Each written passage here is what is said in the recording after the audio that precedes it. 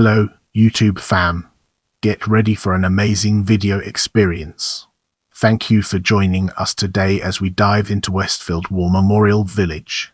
Westfield War Memorial Village, established 1924, is a residence in the City of Lancaster, England. Initially created for ex-servicemen, women and families after World War I, it continues to provide accommodation for 189 residents. Prepare yourself for an in-depth analysis of history in this section. After the Great War, a national debate was ignited concerning how disabled servicemen from the Great War would support themselves and their families if they could not return to their former trade because of their disabilities. Local newspapers also promoted the idea that the nation owes a debt it should be eager to discharge as far as that is possible.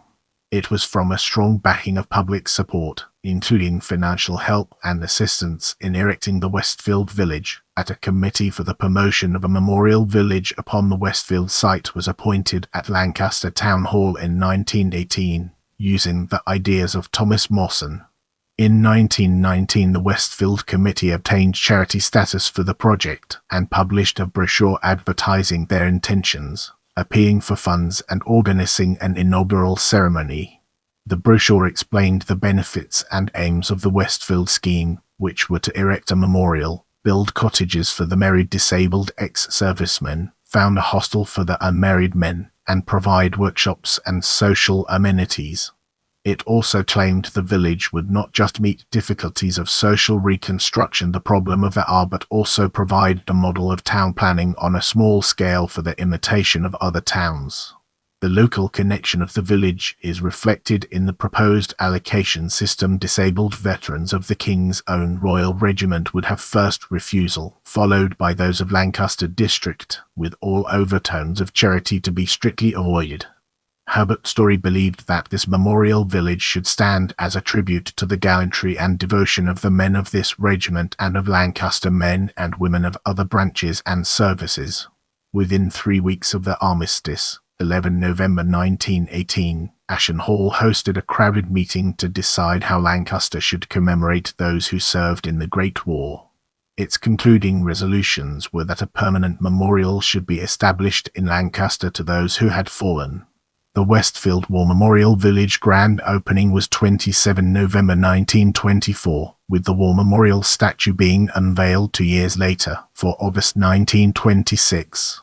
It commemorated all those who gave their lives or limbs for their country in the Great War, in particular the men of Lancaster, who served in the King's Own Royal Regiment Lancaster. Thomas Mawson, a renowned landscape architect born in Scorton, near Lancaster, derived the idea of memorial villages to commemorate the fallen in war from an article he read by William Hill, and expanded on this basic principle to include not just housing for the disabled ex-servicemen returning from the war, but also to give them employment in specially built workshops.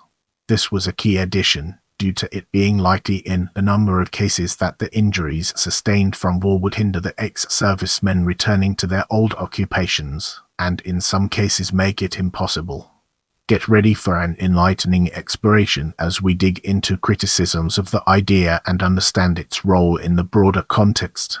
2 key criticisms had arisen from the idea of a village for returning servicemen. The first was that inevitably a time would come when there would be no disabled people to live in the village, which may then become derelict. The other was that the disabled ex-servicemen would not want to be segregated, nor wish to be placed in surroundings which would remind them daily of the Great War. This criticism in particular was taken up by the Ministry of Pensions, who had been unenthusiastic about Mawson's idea from its beginning.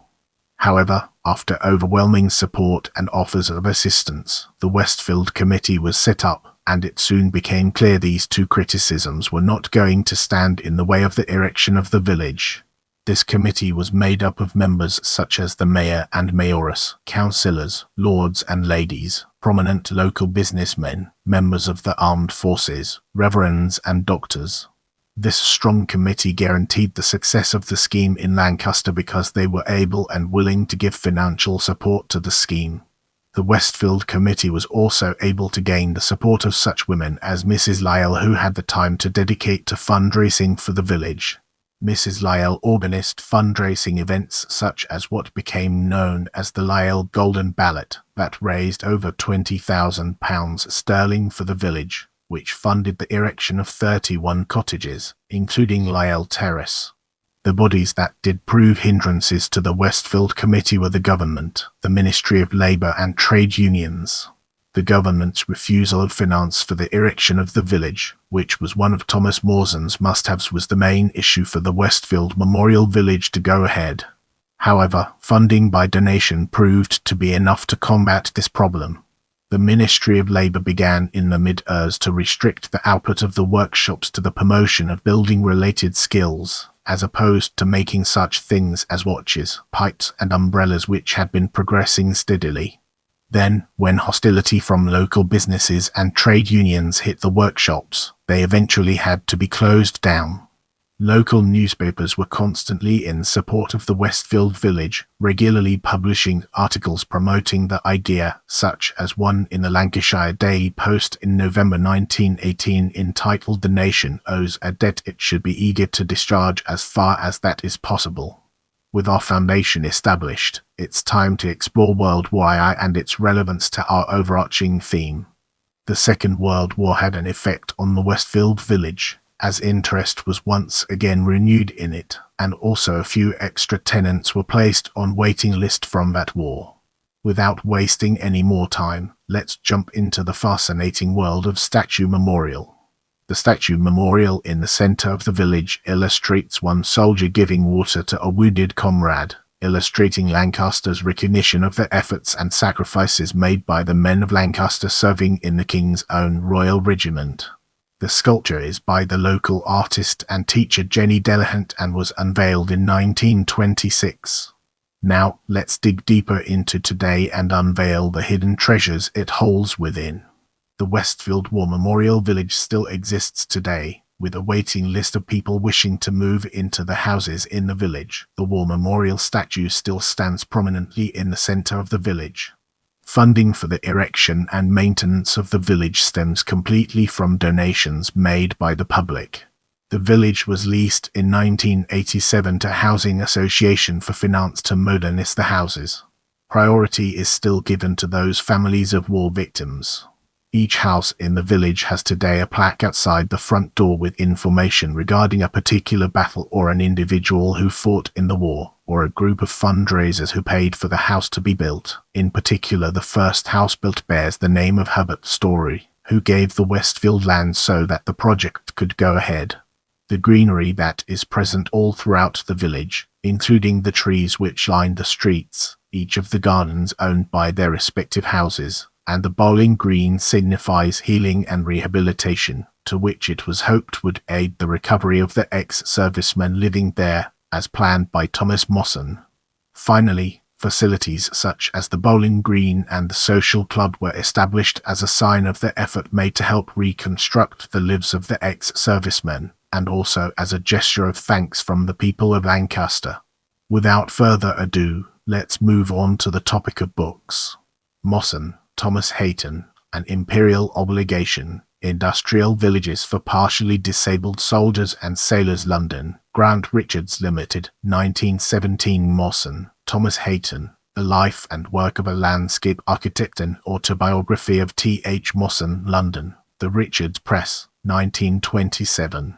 Get ready for a captivating exploration as we unravel the layers of manuscripts and their profound significance. List of tenants, former unit, date of entry, rent paid and number of children. Westfield War Memorial Village, Lancaster, to August 1930. In this segment, we'll be unraveling the complexities of newspaper and magazine articles and exploring its multifaceted nature. The War Memorial Village, Westfield, Lancaster, Lancashire Day Post, 14 November 1919. At the going down of the sun. Lancashire Life, October 1958. Memorial Village offered new start for war injured. Lancaster Guardian, 15 November 2002, p3. Let's now turn our attention to pamphlets and uncover the fascinating insights it brings to the table.